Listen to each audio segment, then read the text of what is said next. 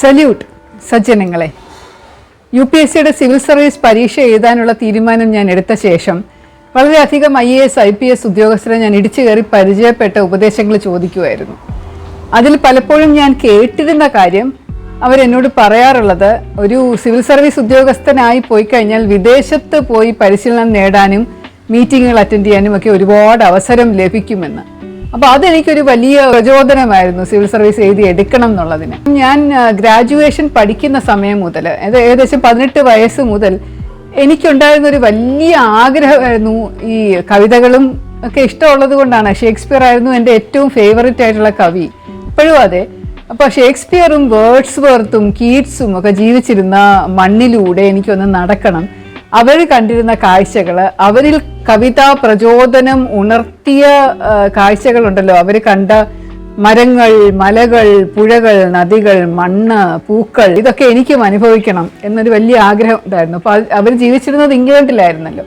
അപ്പോൾ ഇംഗ്ലണ്ടിൽ പോകണം എന്നൊരു വലിയ ആഗ്രഹം ഭയങ്കരമായിട്ടുണ്ടായിരുന്നു. ഫോറിൻ സർവീസ് ഓഫീസറാണല്ലോ, എപ്പോഴും വിദേശത്ത് തന്നെയാണല്ലോ പോസ്റ്റിംഗ് വരിക. കിട്ടിയത് IPS ആണെങ്കിലും തീർച്ചയായിട്ടും വിദേശ രാജ്യങ്ങളിൽ പോകാനും ഇംഗ്ലണ്ട് സന്ദർശിക്കാനും ഒക്കെയുള്ള അവസരം കിട്ടുമെന്ന് എനിക്ക് വലിയ പ്രതീക്ഷയും ആഗ്രഹവും ഒക്കെ ഉണ്ടായിരുന്നു. പക്ഷെ എന്തുകൊണ്ടോ എൻ്റെ 33.5 വർഷത്തെ സർവീസിൽ ഒരിക്കൽ പോലും കേരള സർക്കാർ എന്നെ ഒരു വിദേശ യാത്രയ്ക്കോ മീറ്റിങ്ങിനോ പരിശീലനത്തിനോ വിടുക ചെയ്തിട്ടേ ഇല്ല. അത് അവസരം ഉണ്ടായിട്ടും 2 പ്രാവശ്യം നോമിനേഷൻ കിട്ടിയിട്ടും എനിക്ക് പോകാനും പറ്റിയിട്ടില്ല. അത് നിർഭാഗ്യം എന്നേ പറയേണ്ടതുള്ളൂ. IPS ഓഫീസേഴ്സിനാണെങ്കിൽ കേന്ദ്രത്തിൻ്റെ ഒരു സ്ഥാപനമുണ്ട്, bureau of police research and development എന്ന് പറഞ്ഞ്. അവിടെ നിന്നാണ് പോലീസ് ഉദ്യോഗസ്ഥരുടെ പരിശീലനം മുഴുവനും അവർ ചെയ്യുന്നത്. അത് രാജ്യത്തിനകത്തും പുറത്തുമുള്ള പരിശീലനം അവരങ്ങനെയാണ് ചെയ്യുന്നത്. എന്നെക്കാളും വളരെ ജൂനിയർ ആയിട്ടുള്ള ഉദ്യോഗസ്ഥർ വരെ 5 വർഷമൊക്കെ സർവീസ് ഉള്ളവർ വരെ ഒരുപാട് തവണ വിദേശ യാത്രകൾ നടത്തിയിട്ടുണ്ട് ഔദ്യോഗികമായി, കയ്യിൽ നിന്നൊരു പൈസ പോലും ചെലവാക്കാതെ.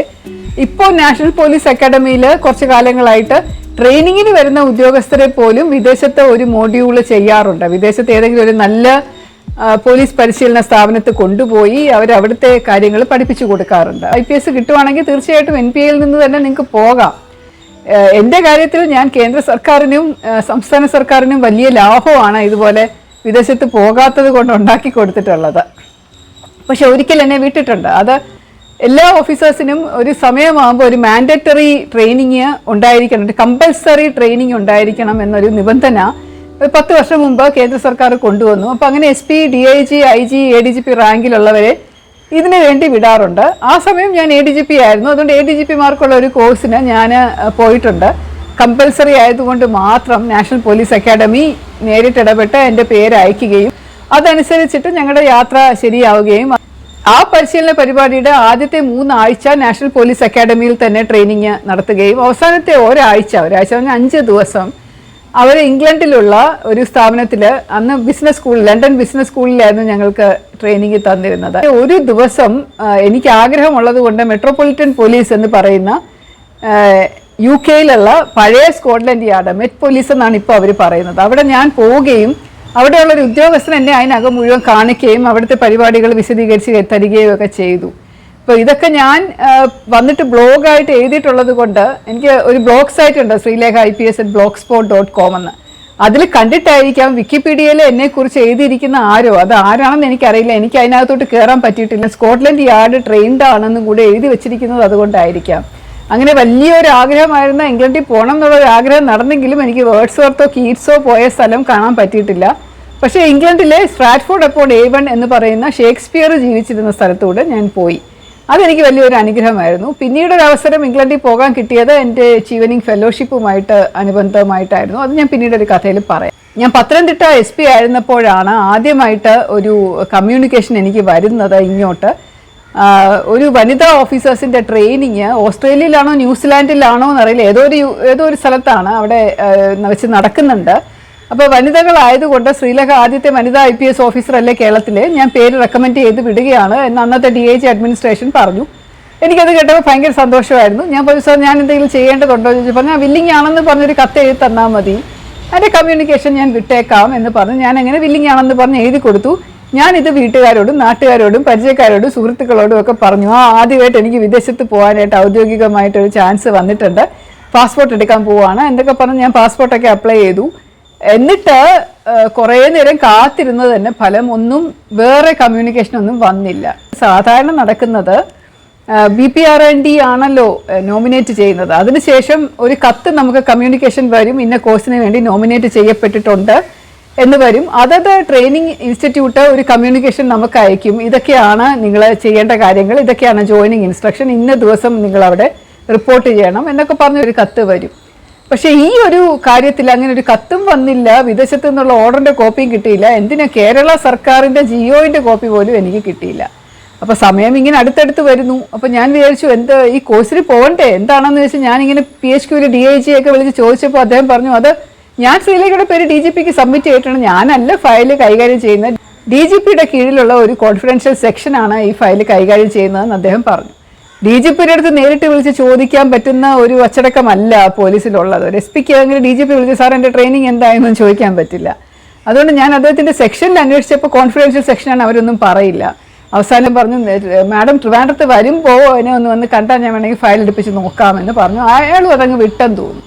ഞാൻ എത്രയും അടുത്ത ഒരു അവസരത്തിൽ തിരുവനന്തപുരത്ത് പോയി നേരിട്ട് പോയി ആളുടെ അടുത്ത് ചെന്നിരുന്ന് ഞാൻ പറഞ്ഞു എനിക്കിത് അറിയണം എന്തായെന്ന്, കാരണം ഇനിയും ഒരു 10-20 ദിവസം ഉണ്ട് ട്രെയിനിങ് തുടങ്ങാൻ. അപ്പോൾ എൻ്റെ പേര് പോയാൽ എനിക്ക് അറ്റൻഡ് ചെയ്യാമല്ലോ, ഞാൻ ഇതെല്ലാവരോടും പറഞ്ഞിട്ടൊക്കെ ഇരിക്കുക. പക്ഷെ നോക്കിയിട്ട് പറഞ്ഞു അയ്യോ ഇതിനി നടക്കുന്നത് തോന്നുന്നില്ല, ഇത് DGP മാറ്റി വയ്ക്കാൻ പറഞ്ഞ ഫയലാണ്. ഞാൻ പറഞ്ഞു എന്താ സംഭവം എന്നൊന്ന് ഞാൻ അറിയട്ടെ എന്ന് ചോദിച്ചപ്പോൾ പറഞ്ഞു അത് ശ്രീലേഖ മാഡത്തിൻ്റെ പേര് ഞങ്ങൾ റെക്കമെൻഡ് ചെയ്ത് DGPക്ക് വെച്ചപ്പോൾ അദ്ദേഹം അത് വെട്ടിയിട്ട് പകരം ഇന്ന ഓഫീസർ പോയാൽ മതി എന്ന് പറഞ്ഞ് വേറൊരു ഓഫീസറിൻ്റെ പേര് എഴുതി വെച്ചു. അപ്പോൾ ഞങ്ങൾക്കത് വിടാതിരിക്കാൻ പറ്റാത്തതുകൊണ്ട് ഞങ്ങൾ ആ ഓഫീസറിൻ്റെ പേര് എഴുതി വിടുകയായിരുന്നു എന്ന് പറഞ്ഞു. അപ്പം ഞാൻ ചോദിച്ചു അപ്പോൾ ആ ഓഫീസർ പോയി കാണുമല്ലോ, എൻ്റെ ജൂനിയർ ഒരു ലേഡി ഉണ്ട്, അവർ പോകാനായിട്ട് റെഡി ആയിട്ടിരിക്കുകയായിരിക്കും, ചെറിയ അസൂയയോടുകൂടി ഞാൻ ചോദിച്ചാൽ പറഞ്ഞു അല്ല ആ മാഡത്തിൻ്റെ പേരും അല്ല, DGP സജസ്റ്റ് ചെയ്ത ഒരു പുരുഷൻ്റെ ഒരു ഇന്ന IG-യുടെ പേരായിരുന്നു എന്ന് പറഞ്ഞു. ഞാൻ പറഞ്ഞു അതെങ്ങനെ, അത് വനിതാ ഓഫീസേഴ്സിൻ്റെ ട്രെയിനിങ് എന്നല്ലേ BPRND എന്ന് പറഞ്ഞിരുന്നത് എന്ന് ചോദിച്ചപ്പോൾ അദ്ദേഹം ശ്രദ്ധിക്കാത്തതായിരിക്കും. പോകാൻ റെഡി ആയിട്ടിരിക്കുകയാണോ എന്ന് ചോദിച്ചപ്പോൾ ഇല്ല അത് BPRND അതും നിരസിച്ചു. അവർ തിരിച്ചയച്ച കത്തിനകത്ത് ചോദിച്ചു ഞങ്ങളുടെ റെക്കോർഡ് പ്രകാരം ഈ IG ഒരു പുരുഷനാണ്, നിങ്ങളുടെ റെക്കോർഡ് പ്രകാരം സ്ത്രീ ആയോ വല്ല ലിംഗഭേദ ശസ്ത്രക്രിയ വല്ലതും ചെയ്തോ എന്ന് വിശദമാക്കുക എന്ന് ചോദിച്ചുകൊണ്ടൊരു കത്ത് തിരിച്ച് വന്നപ്പോൾ DGPക്ക് ദേഷ്യം വന്നിട്ട് ആ ഫയൽ മൂലയിൽ വെച്ചേരെ എന്ന് പറഞ്ഞ് അതെടുത്ത് എറിഞ്ഞു. അതുകൊണ്ട് അതങ്ങനെ ഇരിക്കുകയാണ് എന്ന് ചിരിയോടുകൂടി അദ്ദേഹം പറയുകയും ഞാനും ആ സമയം ചിരിച്ചെങ്കിലും എനിക്കത് വളരെ അരോചകമായിട്ട് തോന്നി, കഷ്ടമായി പോയല്ലോ എന്ന്. പിന്നീട് ഞാൻ ആലോചിച്ചു എന്തായിരിക്കും DGP ഇങ്ങനെ ചെയ്തതെന്ന്. മാസപ്പടി സംഭവം ഞാൻ അതിനെക്കുറിച്ചൊരു വീഡിയോ ചെയ്തിട്ടുണ്ട്. അതൊക്കെ വന്ന് കഴിഞ്ഞിട്ട് ഒരു 11 ഓഫീസേഴ്സിനെ സസ്പെൻഷൻ ആകാനായിട്ട് കഷ്ടപ്പെട്ട് ഞാൻ സസ്പെൻഡ് ചെയ്യിച്ച് അവർക്ക് പകരം ഉദ്യോഗസ്ഥരെ മാസങ്ങളോളം തരാത്തപ്പോൾ ഞാൻ DGPയോട് പോയി കെഞ്ചി യാചിച്ച് പറഞ്ഞപ്പോൾ അദ്ദേഹം ചോദിച്ചു ആരുടെ കാരണം കൊണ്ടാണ് ഇവർ സസ്പെൻഷനിലായത്, അനുഭവിച്ചോ എന്ന് പറഞ്ഞപ്പോൾ ഞാനും അങ്ങോട്ടൊരു കുറച്ച് തറുതല പറഞ്ഞിട്ടുണ്ട്. അതിൻ്റെ ദേഷ്യത്തിൽ വല്ലതും ആയിരിക്കും അദ്ദേഹം എൻ്റെ പേര് വെട്ടിക്കളഞ്ഞത് എന്ന് എനിക്ക് അപ്പോൾ തോന്നുകയും ഞാനത് പോട്ടെ സാരമില്ല പിന്നെ എനിക്കൊരവസരം വരുമല്ലോ എന്ന് വിചാരിച്ച് മറക്കുകയും ചെയ്തു. അതിനുശേഷം വൈകാതെ വേറൊരു അവസരവും കൂടി എനിക്ക് വന്നു. അന്ന് ഞാൻ വിജിലൻസിൽ SP ആയിട്ടിരിക്കുന്ന സമയമായിരുന്നു എറണാകുളത്ത്. ഡൽഹിയിൽ ഞാനൊരു മീറ്റിങ്ങിന് പോയപ്പോൾ അവിടെയുള്ള ഒരു ഉദ്യോഗസ്ഥൻ എന്നോട് വളരെ സ്നേഹമായിട്ട് എപ്പോഴും പെരുമാറിയിരുന്ന ഒരു സീനിയർ ഓഫീസറാണ്. അദ്ദേഹവുമായിട്ട് അന്ന് ഉച്ചയ്ക്ക് ലഞ്ച് കഴിക്കാനിടയായപ്പോൾ അദ്ദേഹം ചോദിച്ചു ശ്രീലേഖ എത്ര പ്രാവശ്യം വിദേശത്ത് പോയിട്ടുണ്ട്, ഇവിടെ ഇരിക്കുന്ന ഞങ്ങൾ എല്ലാവരും പല പ്രാവശ്യം പോയിട്ടുള്ളതാണ് എന്ന് പറഞ്ഞപ്പോൾ ഞാൻ അദ്ദേഹത്തോട് പറഞ്ഞു സാർ ഇതുവരെ ഞാൻ വിദേശത്ത് പോയിട്ടില്ല, ഔദ്യോഗികമായിട്ടോ വ്യക്തിപരമായിട്ടോ പോയിട്ടില്ല എന്ന് ഞാൻ പറഞ്ഞപ്പോൾ അദ്ദേഹം ഒന്ന് ഞെട്ടി. എന്നിട്ട് പറഞ്ഞു 10 വർഷം ആയില്ലേ സർവീസ്? ഞാൻ പറഞ്ഞു 10 വർഷമൊക്കെ കഴിഞ്ഞു എന്ന് പറഞ്ഞു. സ്വീഡനിലുള്ള ഒരു അക്കാഡമിയാണ്, ട്രാഫിക് എൻഫോഴ്സ്മെൻ്റ് ആണ് അതിൻ്റെ വിഷയം. താല്പര്യമുണ്ടോ? ഞാൻ പറഞ്ഞു എന്തും താല്പര്യമാണ് സാർ, വിടാൻ തയ്യാറാണെങ്കിൽ എൻ്റെ പേരൊന്ന് വിട്ടാൽ കൊള്ളാം എന്ന് ഞാൻ പറഞ്ഞപ്പോൾ അദ്ദേഹം പറഞ്ഞു ശരി എന്നാൽ ഞാൻ അയച്ചേക്കാമെന്ന് പറഞ്ഞു. അങ്ങനെ അദ്ദേഹം ഒരു കത്ത് DGPക്ക് അയക്കുകയും അതിൻ്റെ കോപ്പി എനിക്ക് മാർക്ക് ചെയ്ത് തരികയും ചെയ്തു.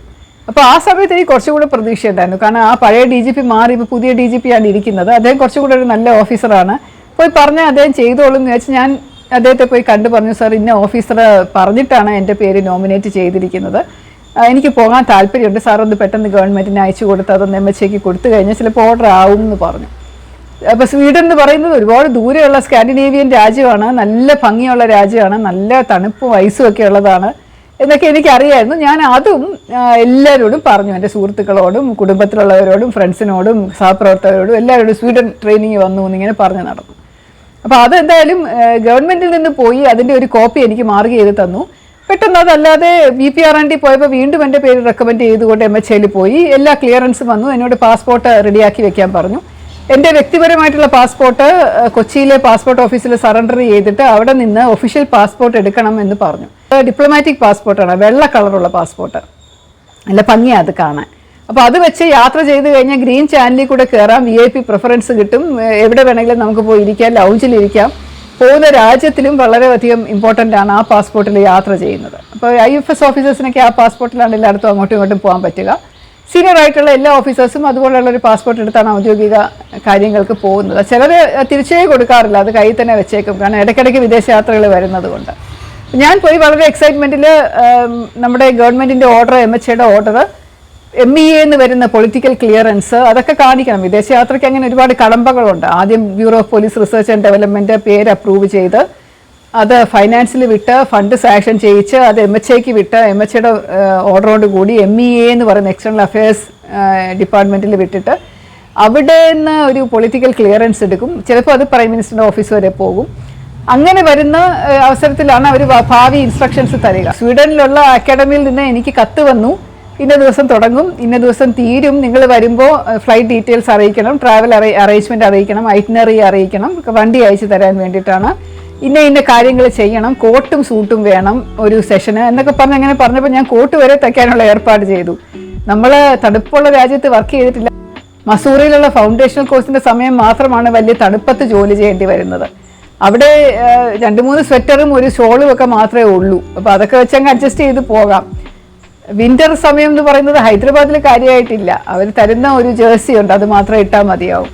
അതുകൊണ്ട് എൻ്റെ കയ്യിൽ അങ്ങനെ വുളൻസ് ഒന്നും ഇല്ലാതിരുന്നു. പക്ഷെ ഞാൻ അതൊക്കെ സംഘടിപ്പിച്ചു, പിന്നെ കോട്ട് സൂട്ടും ഒക്കെ തയ്പ്പിച്ചു. അങ്ങനെ എല്ലാ തയ്യാറെടുപ്പുകളും കൂടെ റെഡിയായിട്ട് പോകുന്ന സമയം ഇങ്ങനെ അടുത്തടുത്ത് വരുമ്പോൾ ഇങ്ങനെ എക്സൈറ്റ്മെൻറ്റ് കൂടി വന്നപ്പോൾ നിർഭാഗ്യവശാൽ നമ്മുടെ പ്രൈം മിനിസ്റ്റർക്ക് തോന്നി ഇന്ത്യ ഒരു ന്യൂക്ലിയർ ബോംബ് പൊട്ടിക്കണം എന്ന്. അങ്ങനെ രാജസ്ഥാനിലെ പൊഖറാൻ എന്ന് പറയുന്ന സ്ഥലത്ത് പോയി ഒരു ന്യൂക്ലിയർ ബോംബ് പൊട്ടിച്ചു. നമ്മൾ ഈ ശക്തി കരസ്ഥമാക്കിയിരിക്കുന്നു എന്ന് ലോകത്തെ കാണിക്കാൻ. അതോടനുബന്ധിച്ച് പല രാജ്യങ്ങളും ഇന്ത്യൻ യാത്രകൾക്ക് വിലക്ക് ഏർപ്പെടുത്തി. അതിലൊരു രാജ്യമായിരുന്നു സ്വീഡൻ. നിർഭാഗ്യവശാൽ സ്വീഡൻ പറഞ്ഞു ആ ഒരു ട്രെയിനിങ് പ്രോഗ്രാമും ക്യാൻസൽ ചെയ്തിരിക്കുന്നു, ഞങ്ങൾക്ക് ഇത് നടത്താൻ നിർവാഹമില്ല എന്ന്. അങ്ങനെ എനിക്ക് അതിലും പോകാൻ പറ്റില്ല. എനിക്ക് പിന്നെ MHAന്ന് കമ്മ്യൂണിക്കേഷൻ വന്നു, ഈ programme is cancelled, so you will not, please do not proceed to Sweden എന്ന് പറഞ്ഞിട്ട് 2 പ്രാവശ്യവും മൂക്കിൻ്റെ അടുത്ത് വന്ന് തട്ടിപ്പോയ സംഭവങ്ങളായിരുന്നു അത്. കഴിഞ്ഞ കുറേ എപ്പിസോഡുകളായിട്ട് പറഞ്ഞു വരുന്നത് എൻ്റെ CBIയിലെ എക്സ്പീരിയൻസ് ആണല്ലോ. അപ്പോൾ CBI SP ആയിട്ട് 2 വർഷം കഴിഞ്ഞപ്പോൾ ഇതുപോലെ അപ്രതീക്ഷിതമായിട്ട് എനിക്ക് വിദേശത്ത് പോകാൻ, ഔദ്യോഗികമായി തന്നെ പോകാനുള്ള ഒരു അവസരം വന്നു. അതേക്കുറിച്ച് ഞാൻ എൻ്റെ അടുത്ത എപ്പിസോഡിൽ പറയാം, അല്ലെങ്കിൽ ഇത് ഒരുപാട് നീണ്ടുപോകും. കാരണം അതിലും ഉണ്ടായിരുന്നു ഏറെക്കുറെ പ്രശ്നങ്ങളും പ്രോബ്ലംസും ബുദ്ധിമുട്ടുകളും ഒക്കെ. അപ്പോൾ നിങ്ങളോട് ഞാൻ പറയാൻ ഉദ്ദേശിച്ച ഒരൊറ്റ മെസ്സേജേ ഉള്ളൂ. നമ്മൾ ആഗ്രഹിച്ചിരിക്കുന്ന എല്ലാവരോടും ഒക്കെ പറഞ്ഞ് എക്സൈറ്റഡ് ആയിട്ട് ഇങ്ങനെ ഇപ്പോൾ കിട്ടും നാളെ കിട്ടുമെന്ന് പറഞ്ഞ് പ്രതീക്ഷിച്ചിരിക്കുമ്പോൾ ചിലപ്പോൾ അത് കിട്ടാറില്ല, തട്ടിപ്പോവും, വളരെയധികം നിരാശ തോന്നും ആ സമയത്ത്. പക്ഷേ അപ്രതീക്ഷിതമായി നമ്മളൊന്നും ആഗ്രഹിക്കാതെ പഴയ ആഗ്രഹം പോലും മറന്നിരിക്കുന്ന സമയത്ത് അതൊരു ചിത്രശലഭത്തെ പോലെ വന്ന് നമ്മുടെ മടി തന്നെ വന്നിരിക്കും. അതൊക്കെ പെട്ടെന്ന് അവിചാരിതമായിട്ട് അങ്ങ് സഫലമാവും. അങ്ങനെ സഫലമായ ഒരു സംഭവമായിരുന്നു എൻ്റെ ഇംഗ്ലണ്ട് പരിശീലനവും സ്റ്റാറ്റ്ഫോർഡ്-ഓൺ-ഏവൻ്റെ ഷേക്സ്പിയറിൻ്റെ സ്ഥലം കാണാൻ പറ്റിയ അവസരവുമൊക്കെ. അത് മറന്നിരിക്കുന്ന ആ സ്വപ്നം എന്ന് പറയുന്നത് മറന്നിരുന്ന സമയത്ത് അതൊരു യാഥാർത്ഥ്യമായി. അപ്പോൾ അതുകൊണ്ട് സ്വപ്നത്തിൻ്റെ പുറകെ ഇങ്ങനെ നമ്മൾ വാശി പിടിച്ച് ആക്രാന്തം പിടിച്ച് പോയി കഴിഞ്ഞാൽ ചിലപ്പോൾ അത് കിട്ടാതിരിക്കും. കാരണം അതോടൊപ്പം നമ്മുടെ മനസ്സിൽ പരിഭ്രമങ്ങളും പരിഭ്രാന്തികളും സംശയങ്ങളും ഒക്കെ വരും. എന്നാൽ അതൊക്കെ മറന്നിട്ട് ഒരു സംശയവും പരിഭ്രമവും ഇല്ലാതെ വരുമ്പോൾ വരട്ടെ എന്ന് വിചാരിച്ചിരുന്ന് കഴിഞ്ഞാൽ പെട്ടെന്ന് സംഭവിക്കുകയും ചെയ്യും. അപ്പോൾ അങ്ങനെയുള്ള ഒരുപാട് അനുഭവങ്ങൾ എൻ്റെ ജീവിതത്തിൽ ഉണ്ടായിട്ടുണ്ട്. സസ്നേഹം, ശ്രീലേഖ.